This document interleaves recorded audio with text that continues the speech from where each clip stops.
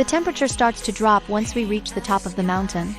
My two childhood friends who swore to protect me with their lives don't even spare me a glance.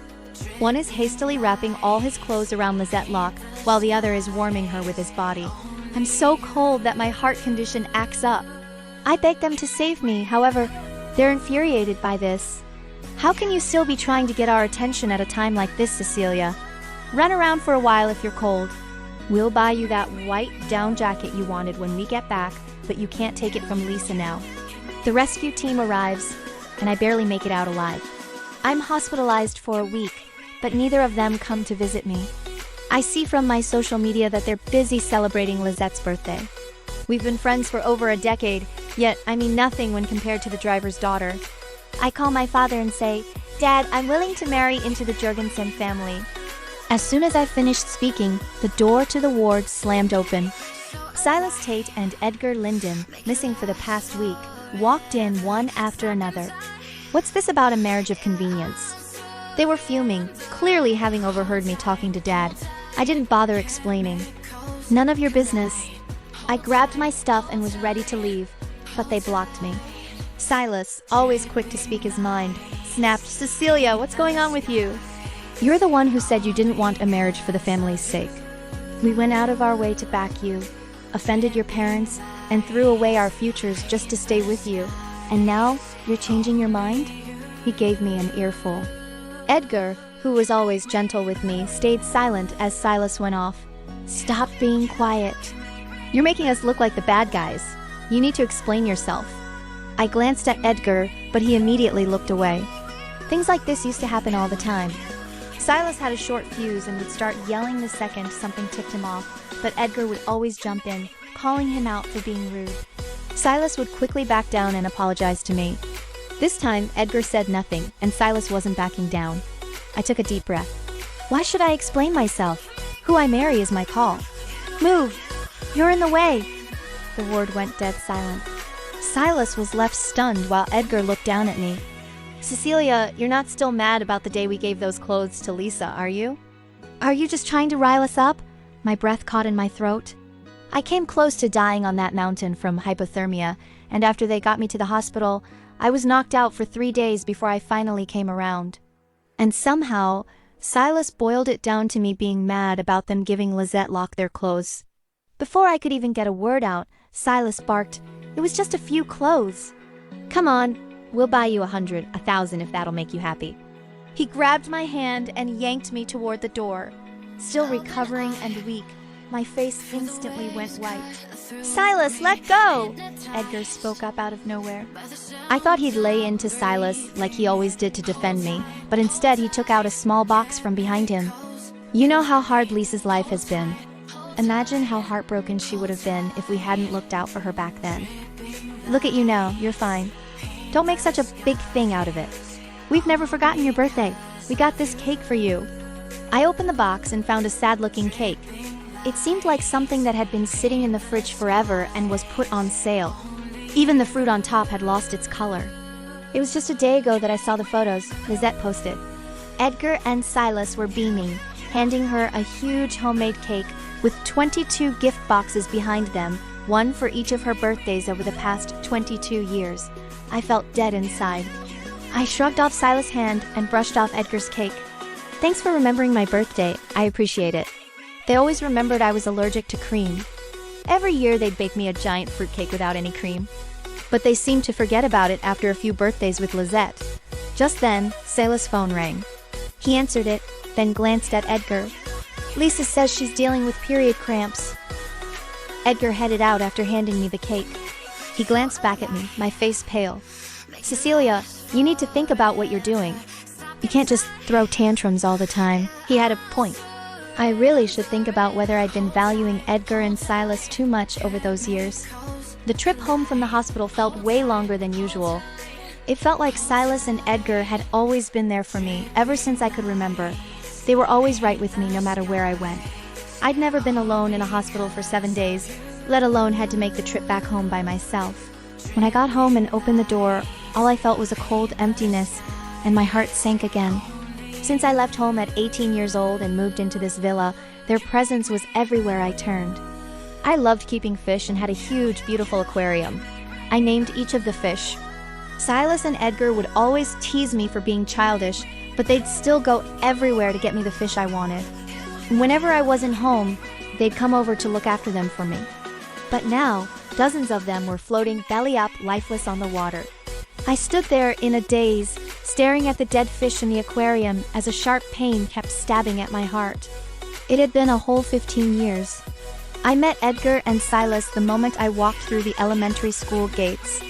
They told me I was as pretty as a doll and playfully declared they'd be my knights. Everyone knew kids' promises didn't hold much weight, but they were with me for 15 years and treated me like a princess. Whenever I was bullied at school, Silas, the school rebel, would fight with the bullies in the alley secretly.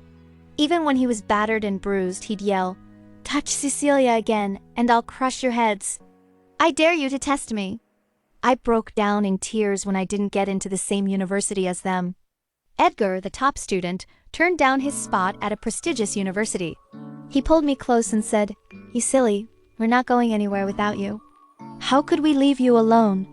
I always thought they'd never leave me, but Lizette showed up 6 months ago and crushed that dream. Her father was my driver. 6 months ago, he had a stroke and died on the spot while picking me up from the campus. Having lost her mother when she was young, Lizette couldn't take losing her father too, and she fainted in tears at the funeral. I felt for her, so I gave her a large sum of money and offered her a place to stay with me. I brought her everywhere, took care of all her expenses, and had her join me when I hung out with Edgar and Silas. I even warned Edgar and Silas not to mess with Lizette. I saw Lizette as someone fragile and delicate, not knowing she was actually a parasite. She latched onto me, slowly draining everything I had. I looked around, wanting to get rid of Lizette's stuff, only to find that everything that used to be mine was already gone. Whether it was the wall covering or the doormat, everything had been replaced with styles I couldn't stand. It felt like I was the one who didn't belong here. I gave a bitter laugh, realizing it was time to get rid of the parasite. It was well into the night when I heard voices from outside the door. "I'm so jealous of Cecilia, she's got you guys, but I have nothing," Lisette said, her voice cracking with tears. Silas blurted out, "Lisa, don't say stuff like that.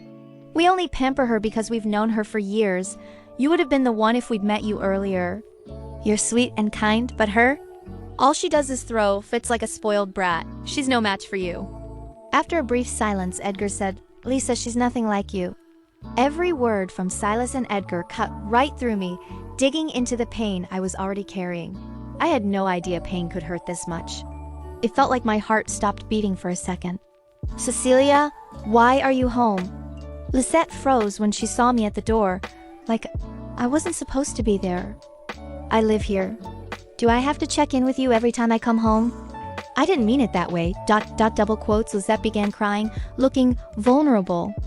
I tossed her shabby bag at her feet. "Take your stuff." "Ouch, that hurts."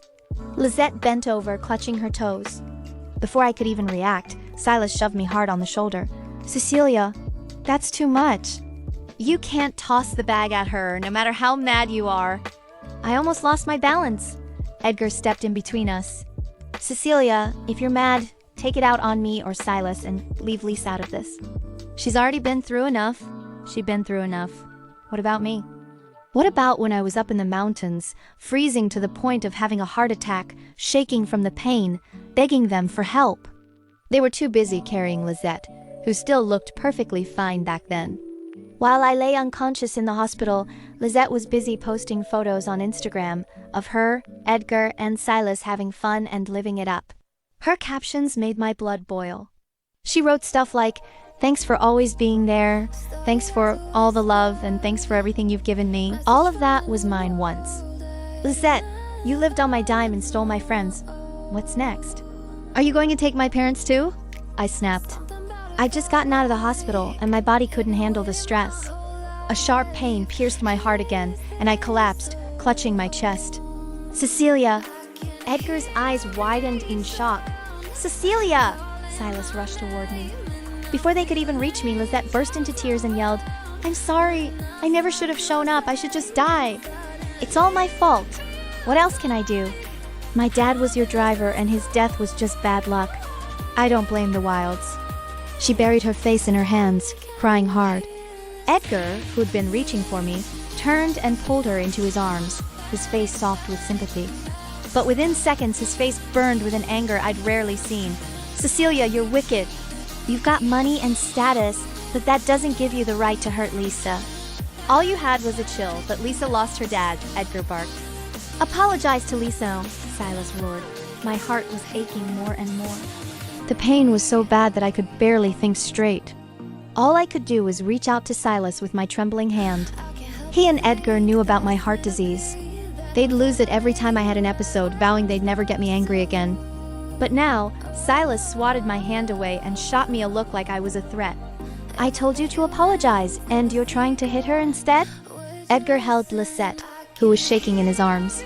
"Cecilia, stop with the act. Lisa's putting all the blame on herself, even now. She's never said anything about you. You should be a little kinder."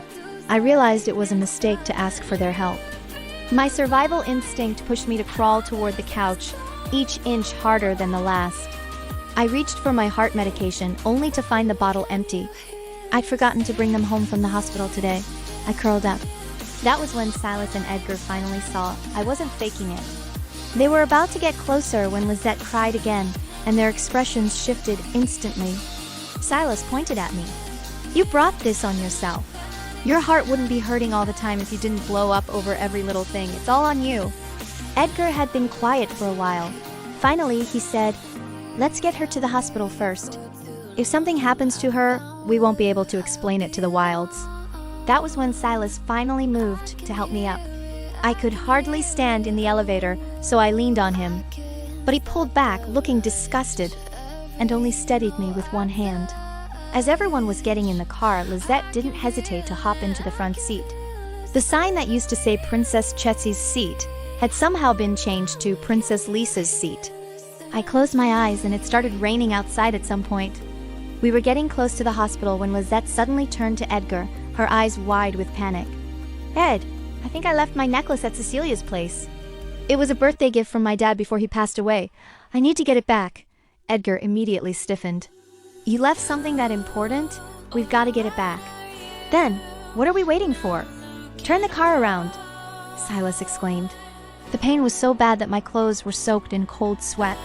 My survival instinct kicked in, and I pleaded with Edgar and Silas. "Can you take me to the hospital first?" I had just finished talking when Silas snapped, "Here we go again! How long are you going to keep getting jealous?" "That necklace is her dad's last gift to her," Edgar frowned. "We're not saying we won't take you there. Let us find the necklace first, then we'll head over." We were just a turn away from the hospital, and I was on the verge of passing out from the pain. The memory of me barely holding on after the hypothermia on that mountain just a week ago came rushing back to me. I couldn't risk my life hoping they'd suddenly change their minds. I gathered every bit of strength and said firmly, "It's just one intersection away. Drop me off at the curb, I'll walk from there." Everyone in the car fell quiet for a moment. Out of nowhere, Silas yanked the door open and pointed at the pouring rain. "You want to get out? Fine. Go now. Stop wasting our time." I was so furious. My blood was boiling, and I stubbornly dragged myself toward the door. I figured they wouldn't, at least, they shouldn't actually throw me out of the car, especially with my heart condition. But as soon as I hit the ground after falling out of the car, I heard the door slam shut behind me. When I looked up, the car was already speeding off, and neither Silas nor Edgar bothered to look back. The two people who'd always been there for me were gone in the end. When I finally came around, I was in the hospital.